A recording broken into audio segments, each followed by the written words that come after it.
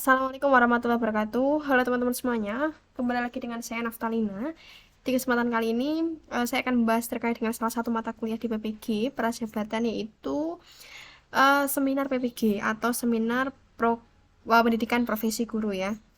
Nah itu sebenarnya di dalamnya itu isinya adalah kita harus mengupload terkait dengan jurnal refleksi ya selama mata kuliah yang kita ikuti selama 2 semester. Jadi ada sekitar 12 mata kuliah ya yang harus kita review atau istilahnya dibuat jurnal refleksinya. Oke. Nah, dalam kesempatan kali ini jurnal refleksinya adalah bagian filosofi pendidikan Indonesia ya. Ini mata kuliah semester 1. Jadi di dalamnya itu ada tabel ya yang isinya review pengalaman belajar teman-teman, kemudian refleksi pengalaman belajar yang dipilih, analisis artefak, dan pembelajaran yang bermakna atau good practice.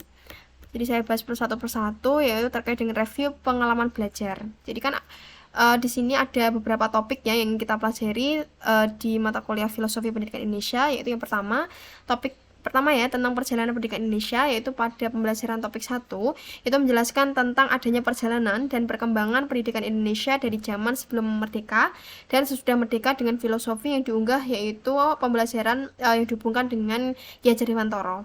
Dalam topik ini itu diawali dengan merefleksikan diri terkait alasan menjadi guru, kemudian pada topik tersebut belajar tentang bagaimana perjalanan pendidikan nasional ya dari perspektif Ki Hajar Dewantara.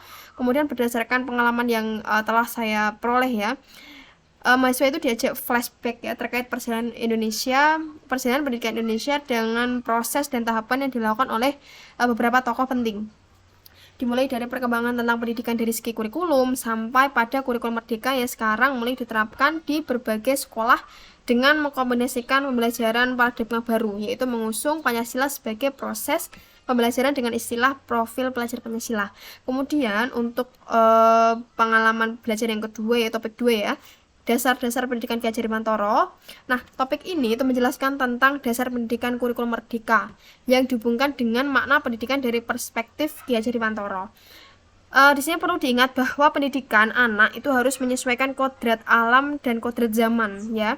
Peserta didik akan senantiasa mempunyai tuntutan yang berbeda sesuai kapan dan di mana anak tersebut tinggal.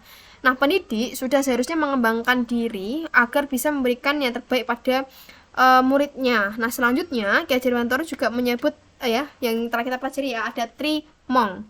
Trimong itu ada yang pertama itu momong, kemudian among dan ngemong. Pendidik itu perlu mempunyai pemahaman dan penerapan trikoro dharma yang baik ya.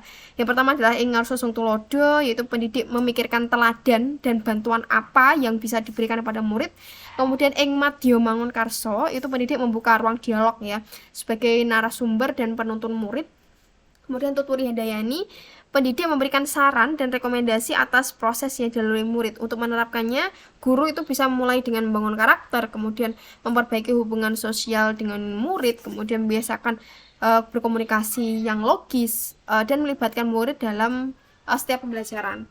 Kemudian topik 3 itu membahas tentang identitas manusia Indonesia. Intinya di sini bahwa pembelajaran ini itu memang harus dihubungkan dengan ini ya, jiwa nasionalis ya. Jadi ada 3 hal penting yang diyakini sebagai nilai khas manusia Indonesia, yaitu ada nilai Kebhinneka Tunggal Ikaan, kemudian nilai Pancasila dan religiusitas. Nah, bagi orang-orang Indonesia itu keragaman ya atau kebinekaan itu kan memang karakter ciri khas ya.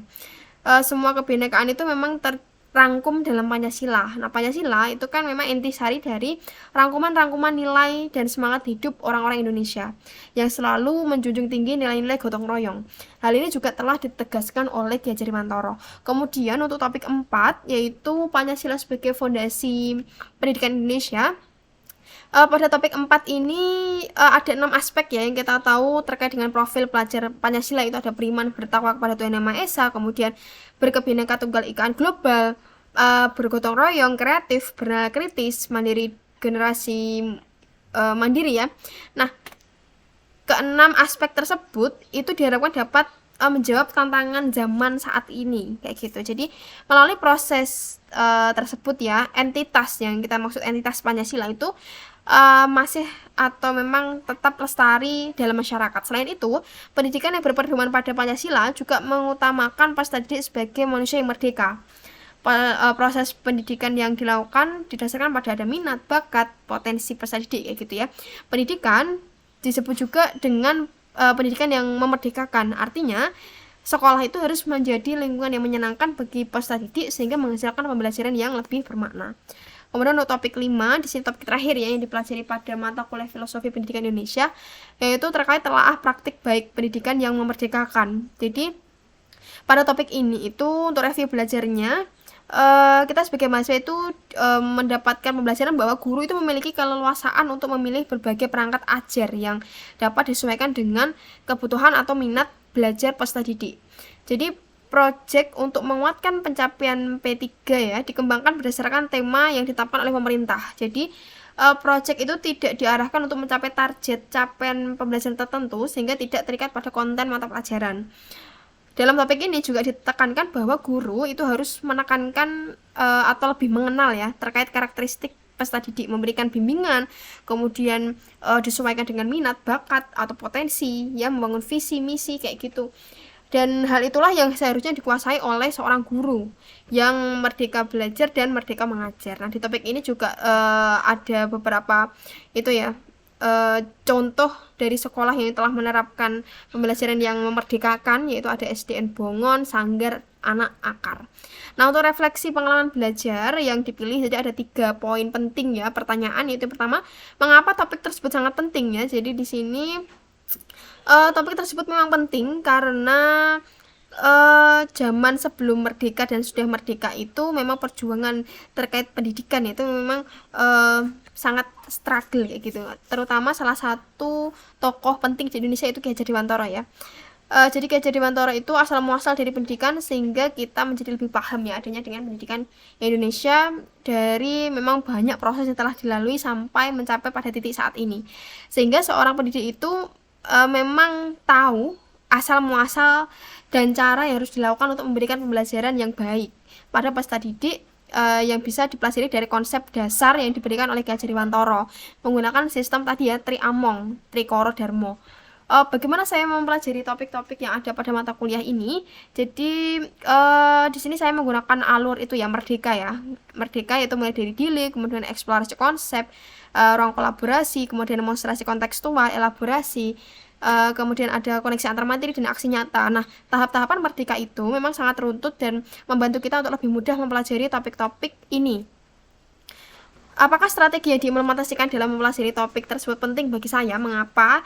Ya di sini menurut saya memang sangat penting ya karena mata kuliah ini tuh memberikan saya wawasan ataupun bekal dalam bagaimana nanti mengimplementasikan kegiatan praktek mengajar ke depannya ketika di sekolah kayak gitu.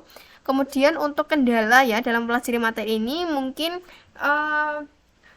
di sini masih belajar ya bagaimana cara menerapkan pembelajaran yang memang benar-benar memerdekakan peserta didik. Sehingga memang pembelajaran itu bisa merata dan bisa menyesuaikan dengan kebutuhan peserta didik. Selanjutnya analisis artefak pembelajaran. Jadi di sini saya cantumkan beberapa link video YouTube ya karena sebelumnya pada saat semester 1 juga saya sudah membuat terkait dengan uploadan postingan ini tentang filosofi pendidikan Indonesia. Jadi saya sertakan screenshotan kemudian linknya. Ini juga sama, jadi tiap topik ya tentang entitas, kemudian tadi koneksi antar materi ya teman-teman sesuaikan aja. Kalau misal mau dicantumin semua artefak juga boleh, nanti taruh di Google Drive kayak gitu. Tapi saya pakainya YouTube aja, boleh terserah. Yang penting ada bukti bahwa ada portofolio lah semacam itu. Nah, selanjutnya ya, pembelajaran bermakna good practice. Jadi dengan adanya mata kuliah Filosofi Pendidikan Indonesia, itu sangat bermanfaat bagi saya selaku calon pendidik agar dapat mengolah pembelajaran dengan lebih baik, yaitu dengan cara memahami setiap individu dengan kemampuan dan minat bakat yang dimiliki peserta didik. Dengan mempelajari materi ini, saya dapat menerapkan pada praktek pembelajaran nanti ketika PPL, kemudian ketika udah penempatan di sekolah. Kemudian harapannya dengan memahami filosofi ini, itu pembelajaran yang saya ajarkan akan lebih bermakna kemudian memahami kemampuan peserta didik, memberikan kebutuhan yang diinginkan dengan sistem Triamong, serta dapat mengakomodir peserta didik sesuai dengan apa yang telah diajarkan oleh Ki Hajar Dewantara. Seperti itu.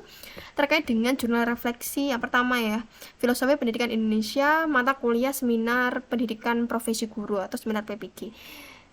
Begitu saja teman-teman ya untuk kesempatan kali ini. Jangan lupa like, comment, and subscribe. Kemudian jangan lupa klik loncengnya ya, lonceng notifikasi agar nanti teman-teman tidak ketinggalan terkait video terupdate saya kayak gitu. Oke, semoga bermanfaat teman-teman. Ditunggu video berikutnya ya. Terima kasih. Wassalamualaikum warahmatullahi wabarakatuh.